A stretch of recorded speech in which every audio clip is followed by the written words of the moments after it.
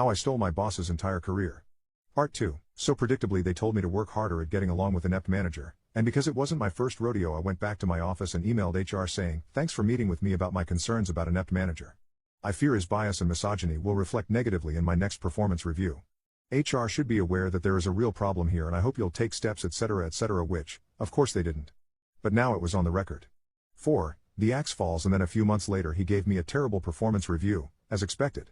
Long story already long, he was trying to fire me for underperformance. Unfortunately for me, the company had started rounds of layoffs all over and it was the worst possible time to be looking for another job internally. And now I had a bad performance review on my record, too. I went back to HR and said, that thing I said I was worried would happen when we met 6 months ago? That happened. Exactly as I said. Now what? HR, once again, was no help. Also they'd done literally nothing. But hey, it was on the record, again. Helpful for the attorney later. Blah blah blah. When I realized I couldn't find a new gig at my company because of all of the layoffs, sigh, I scored a new job for much more money at a different local tech company, and pretty quickly. I live in a tech-heavy area, there was lots of shuffling between 3 to 4 big companies during this time period, and we'd often bump into other company veterans at these other companies. It was a small world. With my track record and references it was super easy. After that was lined up, I called an employment discrimination attorney to negotiate my exit from the company I thought I'd work at until I retired. Sad face. Because I had documentation with HR explaining inept managers' misogyny and ableism going back for some time, and because they'd done F all about it, and because there were witnesses who confirmed his behavior, they had no leg to stand on. They agreed to write me a relatively nice check to go away and to not sue them, and I agreed to not talk about the details of my separation agreement. I went down to my lawyer's office and signed the agreement. I looked to see who had signed the agreement for the company. I assumed it would be someone in HR, but it was still blank. I'd eventually get a copy once someone there signed it. I took my check and packed up my office and left. Bye, old company. Frown. I started my new job a few weeks later. Karma begins. This was August of that year that I left. I got my copy of the executed contract in the mail in October. Who signed it for the company? Not HR, but my exec VP. The one who asked for the urgent, highly important, legally complicated project. The guy I looked in the eye personally, and then delivered on this very big thing he personally asked for, before the deadline he asked for. That is who signed off on my separation agreement. I suspect that he had no idea until that moment that I was gone, and I imagine that he likely had many questions about WTF had happened. And also, why did they have to pay me a chunk of money on the way out? Whoops. I chortled when I saw it. Since the VP knew me and we had some history, and inept manager was new to the division and was one of hundreds of middle managers he'd likely never heard of, I'm guessing inept manager had some explaining to do. Mwahahaha. I really enjoyed the thought of that. Karma for Reals. Cut to November. As I mentioned, it was a relatively small tech community in the area, and those of us who worked in security in particular at Company X would often encounter other current/former colleagues at Company Y or Z or whatever. Heck, there was a ton of poaching going on between the companies. One day I got in company chat from someone who'd worked in security at my old company. We'll call her security colleague. Security colleague asked me if I knew someone named inept manager. Why yes. Yes I did. Why? Because inept manager was appearing on security colleague's schedule to interview for an open management position the very next day. It seems that shortly after my former exec VP had signed my separation agreement contract, inept manager was actively looking for a new job at a new company. Hey. Security colleague asked me what I thought about inept manager. I said. You know, I can't really talk about it for legal reasons, which, boom, everyone knows what that means, but if you wanted to ring my personal cell phone later this evening to catch up on old times, please do. She did. I hypothetically shared some stories with her about inept manager. I also told her where his hot buttons are, the appearance/ego thing, the dominant stuff, etc., and all about his misogyny and ableism, which was perfect since she was conducting his interview. I may have shared some specific scenarios/questions to ask which I knew would set him off. I wished her luck, and for the love of all that is holy to please call me after, when appropriate, and tell me how it all went. It did not go well for inept manager. When security colleague rang me I couldn't wait. How did it go? Well, he got combative and angry and yelled at me, twice. During his interview to be hired as a manager. Facepalm, there were lots more details, now lost to time. Except, at that company, interviews loops were assessed as such, strong hire for this role, hire, but not for this role, not a good fit for this job but we like them, no hire and no hire ever, not for any role. Inept manager's interview was rated that last one, no hire ever. Blacklisted from any job, ever, at one of the biggest tech companies in the world. After being pushed out the door of one of the other biggest tech companies in the world. Derp.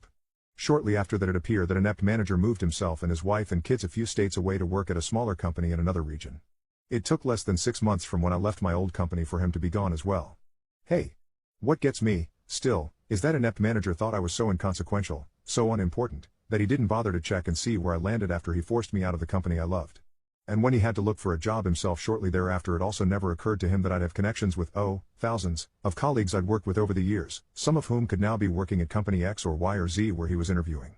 And where I'd scored a huge raise for myself. To this day he doesn't know why his interview at company Y tanked so badly. And since security colleague was not legally precluded from sharing stories she had heard through the grapevine about inept manager's management problems, it's possible that other of our old security colleagues at company Z and other companies in this area heard those stories, too. Which means he's unlikely to get a job at any major tech company in this area, maybe ever. Definitely not at X or Y, and they are big companies. Among the biggest. Naval officer didn't want to live with enlisted, gets fired. So this happened about 1.5 years ago, but I recently heard the news on how far my revenge went. I was a Navy enlisted service member and was stationed in Yokosuka, Japan for a few years before I got transferred back stateside. I worked in the main hospital that cared for service members and their beneficiaries. It's a small hospital so everyone knows everyone. Shortly after I left, I caught wind of a new physician officer working in the radiology department. My friends would say he's horrible to work with, but that's nothing new. However, someone saw him print a letter and he left it on his desk and took a picture of it and sent it to me. He's requesting to move from enlisted housing to officer. Edit. Found out it's not a private letter, he did actually send it to housing, and most of housing is ran by enlisted members. For context, military housing is available for those who are married, have a family, or are qualified based on their rank and depending on the military base itself. Typically, officer housing is much nicer than the enlisted. In Yokosuka, housing is basically the same all around because it's overseas. But most of the housing are apartments and each apartment complex is called a tower, example, Fuji Tower. There are 9 towers and 2 are for officers since enlisted members outnumber officers by a lot. Now, one thing about the military, shit happens. When getting stationed, it is the active duty member's responsibility to either apply for housing on or off base before arriving, depending on what is allowed. If there is limited space and you don't apply for housing on time, then you get put where there is space. So our new officer got placed in an enlisted tower. Mind you, enlisted members have families of their own and other officers have been placed in enlisted housing before without an issue. Here are some quotes in his letter, and yes, this guy has a PhD. I have many valid objections to living in a building of almost all enlisted and even many lower enlisted being an officer. There is a lot of crime, violent actions, substance use and alcoholism that happen in enlisted housing. There are also intimate assaults and other perverts. I have a good-looking family, a wife and 2 daughters aged 3 and 4. They are prime targets to be victims for these enlisted deviant activities. My family should be safe in housing that is with officers. Officers are much more respectable and these types of deviant activities are incredibly rare compared to the deviant activities of enlisted being commonplace. Other officer families will not want to visit us because our family lives on enlisted housing. My children need to make friends with other officer children. My wife needs to make friends with other officers' wives. I need to make friends with other officers. Forcing an officer to live in a large apartment building with almost all enlisted is unethical. You get the idea. So this guy basically looks down on all enlisted service members, assuming every single one are drug users, perverts/weirders, criminals, etc. The kicker? He was an enlisted army member before going to officer school. In civilian terms, think of a manager that discriminates and calls all of his subordinates criminals, violent, alcoholics, pervs, drug users, etc. based on your job position. Forgetting that some have a family and maybe aren't any of those things. And he not only have the authority to ruin your work life, he can ruin your personal life, deny days off, make you stay late, write you up if he doesn't like you and not letting you promote. Safe to say, everyone was pissed and I have nothing to lose. I was separating soon and figure I'd have some fun before I get out. I created a burner Facebook account and posted the letter and the officer's picture on a popular military enlisted group page. Within 2 days, it spread like wildfire. But I wasn't done yet. The military has something called challenge coins. Think of trading cards but custom coins that come in many shapes and sizes. I designed one with his face and a big middle finger in the back. On top of that I designed stickers to show how proud us deviants are. Other coin designs came from other people as well, but so far I think mine was more popular. I sold over 70 coins to the initial person who originally sent me the picture at a huge discounted price so she can sell them for a profit for herself. So the officer's face is everywhere because most people keep their coins displayed on their desk. No matter where the officer went at work, he would see his face on someone's desk. And since it didn't have his name on the coin, can't officially say it's him. I sold more stateside and even some got sent to Europe. I made about $3,000 overall, which was nice. The story even got featured on the online naval newspaper and on 2 popular YouTube channels. And if you're military, the only time big military care is when it's too big to sweep under the rug. This story got the officer sent up to captain's mast, which is like Navy court. He tried to say his wife was the one that wrote the letter, but no one is buying it because her writing style is way worse. She even tried to take the fall, but no one believed her. They both ended up deleting all social media. Due to this, he got served 3 UCMJ articles, which basically are his offenses. But there's more. When you're in the military, you have a deadline on how long you can be a certain rank. If you don't pick up, then you're kicked out. And because he's new and got served UCMJ articles, he won't be up for promotion and therefore was involuntarily separated. Also, the officer program he went through pays for his PhD. When the military pays for your PhD, you have to serve 10 years to pay them back. If you don't complete 10 years, you have to pay the military back with money instead of time. So he lost his job and now has to pay back the military for his PhD, and since it takes a while for the paperwork to have him and his family sent back stateside, you can bet he socially suffered because no one worked with him. My wife has changed a lot since we lost our baby. Part 2. I feel obligated to write this and continue updating people here because of the many kind responses and genuine attempts at offering advice and support. My 26M wife, 29F, and I were supposed to be attending couples therapy together yesterday evening. We were lucky enough to have been able to get an appointment so soon.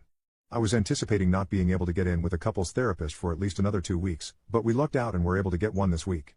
My wife and I were supposed to meet each other there after I get off of work and out of class, and then go get dinner afterwards. The appointment is at 6:30. I get out of class at 6 o'clock, hustle across town to get there, still show up 3 minutes late, expecting her to already be there. She loves being places early, and I didn't notice her car in the parking lot. I figure it's whatever, this is a business park with a lot of parking spaces, she's definitely here. She promised me this morning she would be here, and I go into the lobby, talk to reception, and ask about seeing this doctor. Doctor's in, but my wife definitely is not. Okay, no big deal, she's probably just late, because traffic is awful in this horrible nightmare city, so I call her, and it rings all the way through, which is kind of weird. Wait another 10 minutes, no call back, and I try again, still nothing. I wait another 5 minutes, and now it doesn't even ring, like she turned her phone off. So obviously, the appointment winds up not happening, and I'm worried about the safety and well-being of my wife, because it's not like her to not return my calls, or to be late to stuff/skip appointments without notification. Her anxiety errs more on the I have to be super punctual type of anxiety. So I head home, and lo and behold, my wife's car is in the parking lot of our complex. I head in the apartment, and she's in our bed, just watching corn on the TV and masturbating. Apparently that's what she's been up to all day while I've been at work and at school, trying to provide for us. And she was so nonchalant about it too, like it's the most natural thing in the world for her to be doing at that time. Obviously I'm a little shocked. I'm not a corn guy, I think it's actually super unhealthy and overall does more harm to individuals psychologically than any good that empty instant sexual gratification can do. I don't think watching corn while in a relationship is cheating, but I don't love it. She and I will be having that conversation later, and her watching corn isn't what I'm really upset about right now anyways. It's the fact that of all the reasons to blow off our appointment with a couples therapist to help her cope with all the shit that's been going on lately with the loss of our daughter and everything related to that, hers is because she was too busy watching some other chick get railed. I get that she's not in a good place, and she hasn't been well mentally or emotionally for months now. I get that it's affected her decision making. I get that going and seeing therapists and doctors and doing that whole thing is scary for her and not something that she has much desire to put herself through, even though she understands that it's probably exactly where she needs to be. I get that she's bored at home after having taken a sabbatical from her job. I get that her hormones have been entirely out of whack since January and that intercourse just helps her not feel so terrible all the time.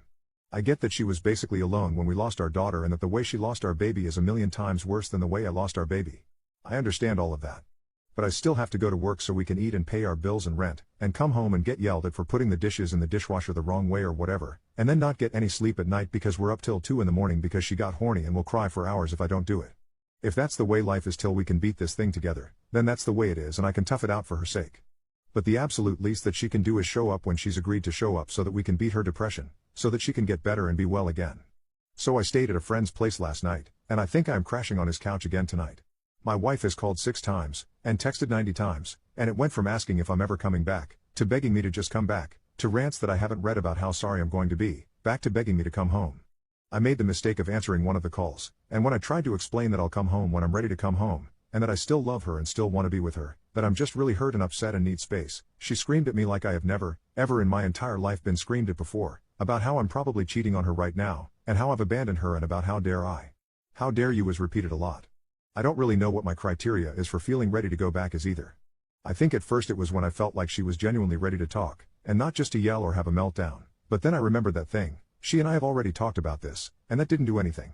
I think I'll call her when I get off of work, and give her the ultimatum of actually going to therapy, or a facility, or just anything that's a step in the right direction, or our relationship might have to be put on hold until she gets everything figured out.